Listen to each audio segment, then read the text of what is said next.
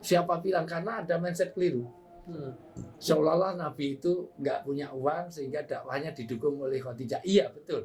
Tapi Rasulullah itu untuk menikahi Khadijah itu maharnya berapa? 12 miliar. Senilai 12 miliar untuk ukuran sekarang.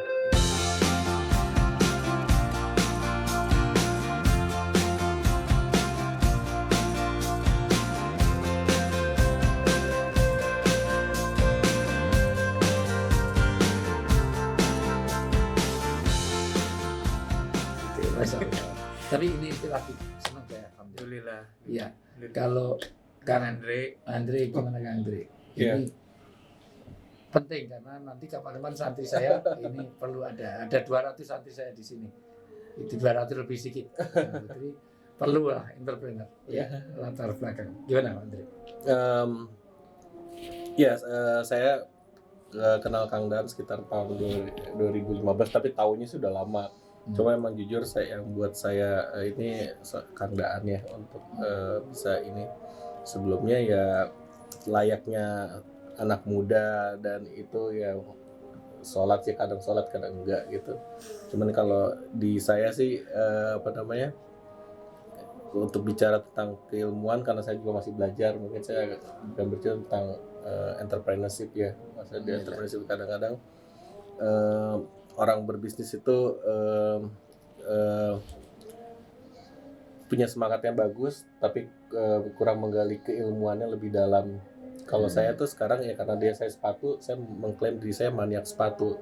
Artinya maniak adalah saya ingin tahu segala hal tentang sepatu. Segala hal itu berarti berhubungan dengan supply chain, maksudnya dari hulu dan ke hilir ya. Kalau kita udah terjun ke situ, kita kan harus fokus gitu. Saya sangat ingin, bahkan saya sekarang mempelajari bahwa dalam bisnis retail sepatu tuh harus ya sepatu tuh 4 dimensi kalau menurut saya, karena kalau udah bentuknya bagus, warnanya bagus, harganya murah, belum tentu dipakai enak, kita kan ada feel 4 dimensi.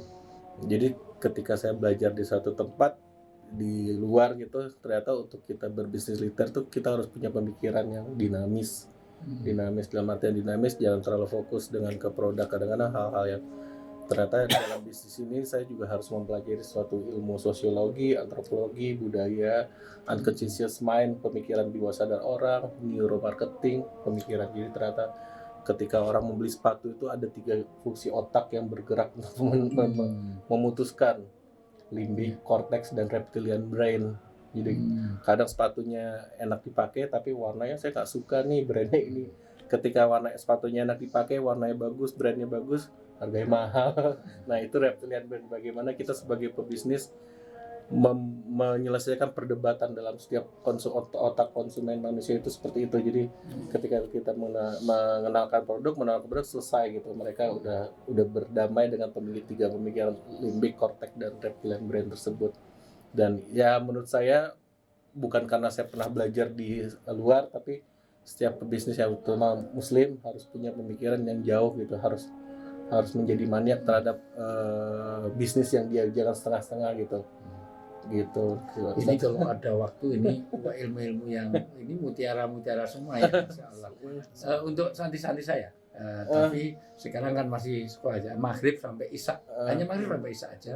Perlu ide-ide seperti karena Rasulullah itu pedagang, dan saya hari-hari ngajar juga masalah itu, masalah bagaimana psikologi industri, bagaimana karena 10 dari motor lewat itu 9 pasti warnanya hitam. Itu kan masalah psikologis. Ya, dari itu kita diberkahi negara dari Sabang sampai Merauke, karena pengalaman saya ternyata kita jualan sepatu di Medan sama kita jualan sepatu di Manado, colorways-nya berbeda.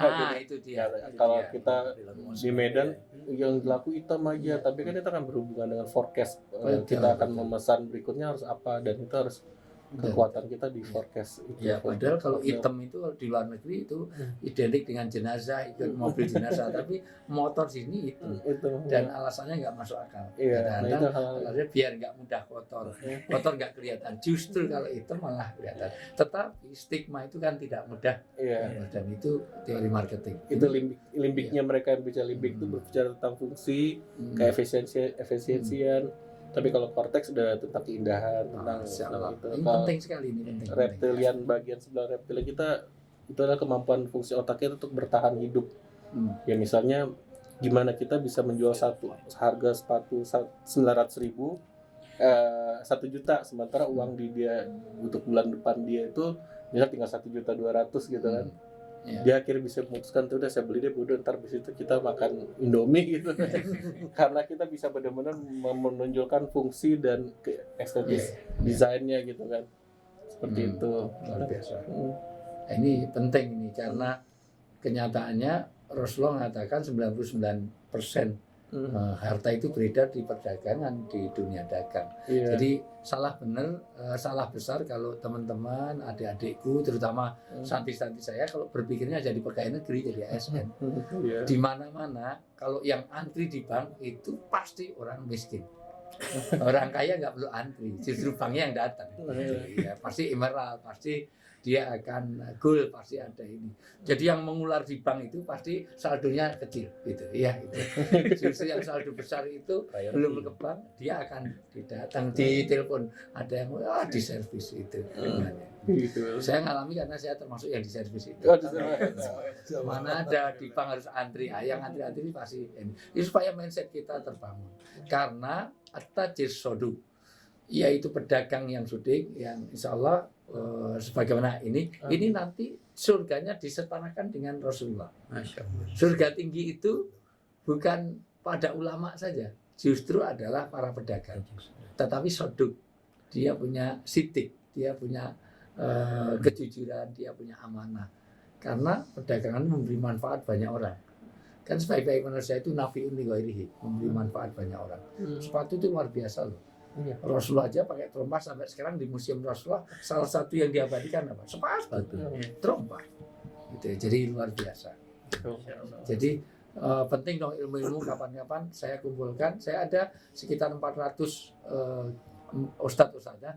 Kalau itu nanti boleh kita brainstorming sekitar sharing lah. Sharing ya kapan-kapan dalam waktu yang lebih ini. Saya tapi ya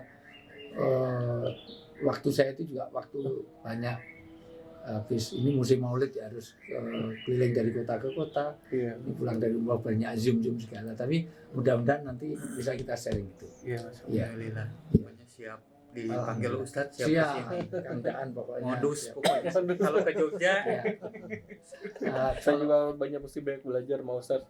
Oh enggak, saya memberikan kulaso aja, highlight aja. Tapi memang penting karena kenyataannya Rasulullah itu dikenal sebelum jadi Nabi adalah pedagang, setelah jadi Nabi tetap dagang. Siapa yang mengenali bahwa itu Nabi, itu adalah pedagang. Ketika itu Nabi dagang dengan pamannya. Nabi itu sudah ke 13 negara sebelum jadi Nabi. Ini sudah berapa negara yang ini?